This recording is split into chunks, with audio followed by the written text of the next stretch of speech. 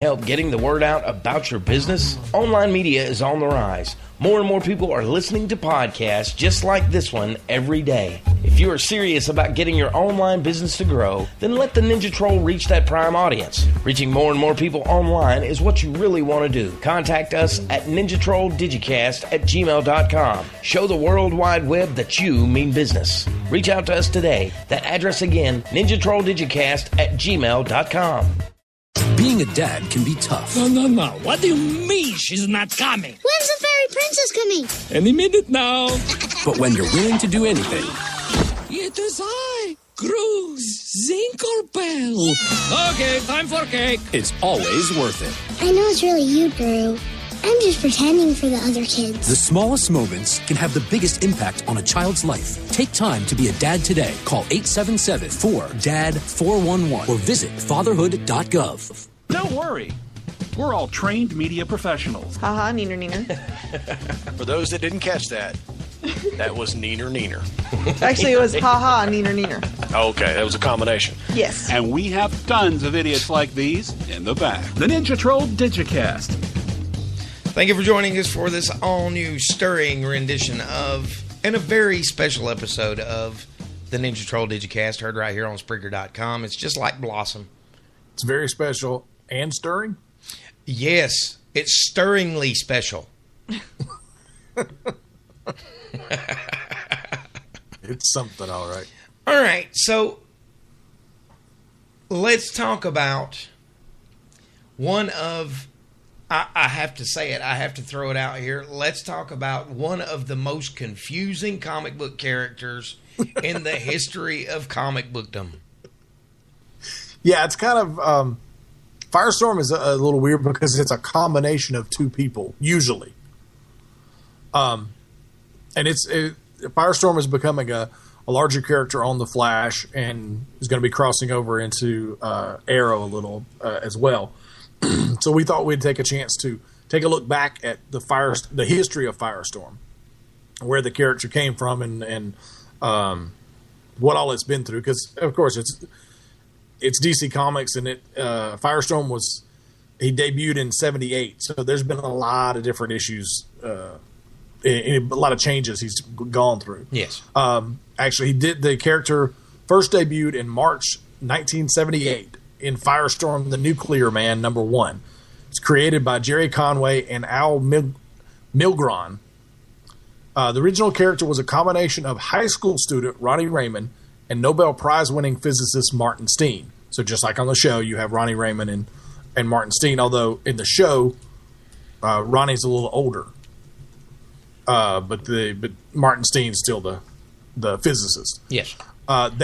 In the comic, they were caught in a nuclear accident that allowed them to fuse together into the Nuclear Man, Firestorm.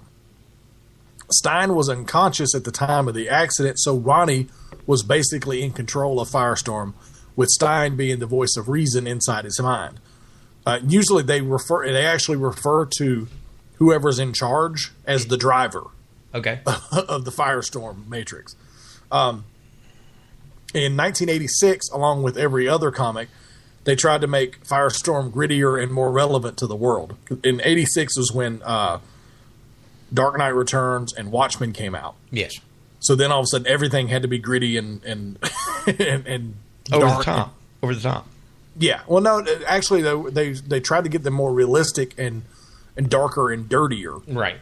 And so Firestorm demanded the U.S. and the Soviet Union destroy all of their nuclear weapons. He faced off with a Russian nuclear superhero named Pozar, and they had an atomic bomb dropped on them. As a result, a new Firestorm was formed as a fusion of the two heroes, Ronnie and the Russian Mikhail Arkadin, but controlled by the mind of Stein, who had amnesia at the time. So, I don't know. I just report it. I just have to savor that. Hold on a second. Just let that rest for a little bit. So, the two heroes, Ronnie and the Russian guy, Arcaden. Yes. They're fused together, but they're controlled by the mind of Martin Stein, who has amnesia. Just wrap your head around it. I'm forgetting things as we speak. I'm forgetting that I'm in charge of nuclear man. Yes. Let's go check with Dr. Stein, see what he's going on. Bring it over, Homer. There you go. Of course, this didn't last long, as in 1989, they revealed that Firestorm was a fire elemental, and the character became something of an environmental crusader. Stein was no longer part of the composite, but he remained as a character in the book. Later, Ronnie and Mikhail were released from the Matrix, and Stein, as Firestorm, was accidentally exiled to deep space in the process of saving the Earth, and the Firestorm solo comic book was canceled. So, Professor Stein took over Firestorm, or singular control of Firestorm, yes. And then he was ejected out into space. Yes. So, head for Planet Hulk. Do what? He's headed for Planet Hulk. No, wrong universe. Oh, okay, my bad. Sorry, Bryce. Character made a few appearances after that, including Stein returning to Earth to cure Ronnie of leukemia and allowing him to retain the Firestorm persona. So basically, he left the Firestorm Matrix with Ronnie. During the Identity Crisis miniseries, Ronnie Raymond was killed by a villain called the Shadow Thief.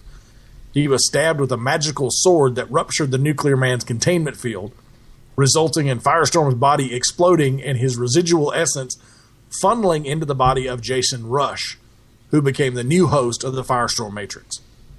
In the TV show, Jason Rush was who they went to talk to about fire when they first saw the an acronym Firestorm. Yes. Jason Rush is who they went to talk to. So I don't know if he will come back and be part of this, Firestorm Matrix or not. But in 2004, DC revived the Firestorm comic again with Rush as the main character. Rush was a teenager living in Detroit with an abusive father and looking for work as a courier with a local thug. On his first job, he encountered the Firestorm Matrix searching for a new host. He struggled with his new powers, but eventually managed to develop a degree of control, aided for a bit by a remnant of Ronnie's personality that remained in the Matrix.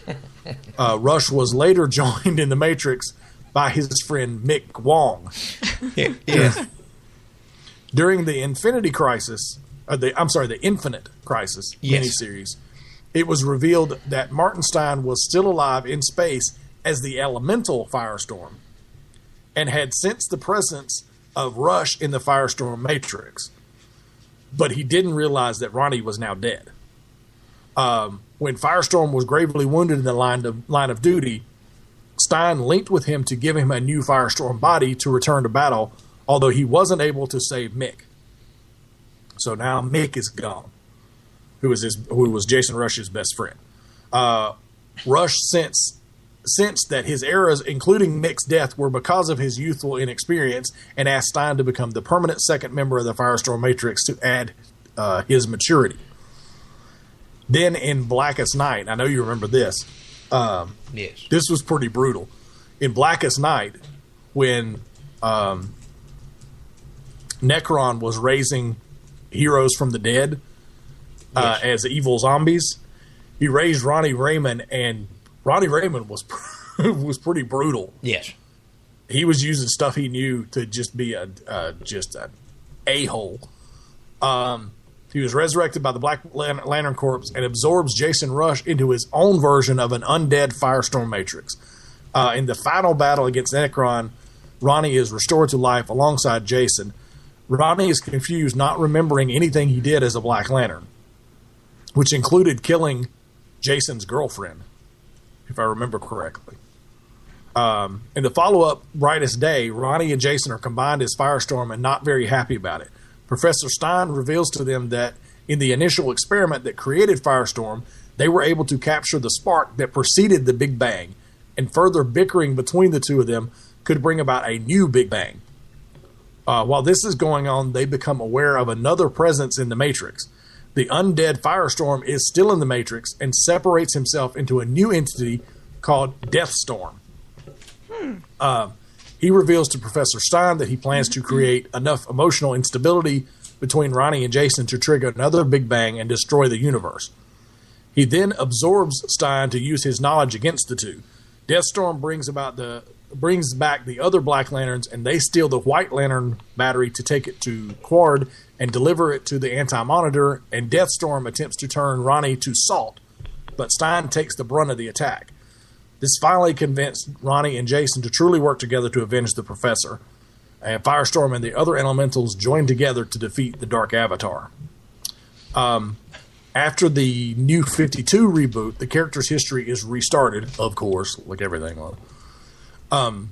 Ronnie Raymond is now a high school senior, and during a terrorist attack on their school, Ronnie's classmate Jason Rush produces a vial given to him by Professor Stein, which contains the God Particle, one of Stein's creations.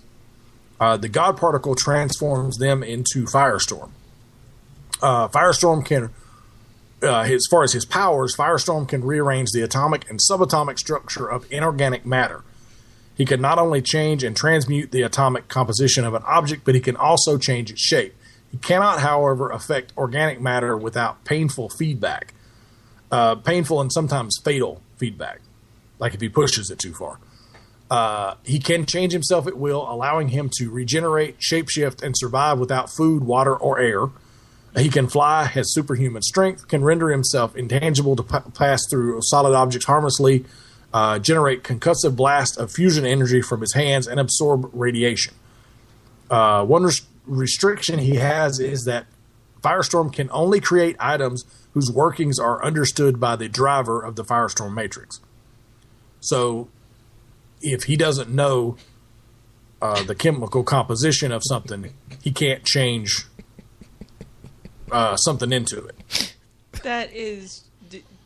So he's pretty much invulnerable. No, he's not invulnerable. Spoon. Yeah, he is very powerful. But yeah, the restriction is, if he can't change anything into something he doesn't know the chemical compound to. Right. So, like, he couldn't turn a wall into lead if he didn't know the. Of course, I mean, that's pretty easy. It's one element, so it's not that big of a deal. But for you, maybe. Speak for yourself, man. But the thing is, you have the Professor in there. Although he's not driving, usually it's usually Ronnie. The Professor is smart enough to like, while they're not Firestorm, essentially making Ronnie study. Right, making him smarter. Exactly. And usually, always in the comics, it was always when you had Firestorm and they would draw it with like a disembodied head next to it, like Professor Stein would be talking to him in his head, and you had like a disembodied head right next to him. That would like be kind of creepy. Stuff. Yeah. I mean, nobody else could see it. Well, yeah, but it'd still be creepy. Well, yeah, I mean, Firestorm is a fun character, but like you said, it can be very confusing. Well, here is what I figured out from your summary for the summary of Firestorm. If you are trying to figure out Firestorm, it is like 20 turns away from figuring out a Rubik's Cube, but you just can't figure out how to get there. Left Rule turn, number right one. turn. Yes. You don't talk about Firestorm.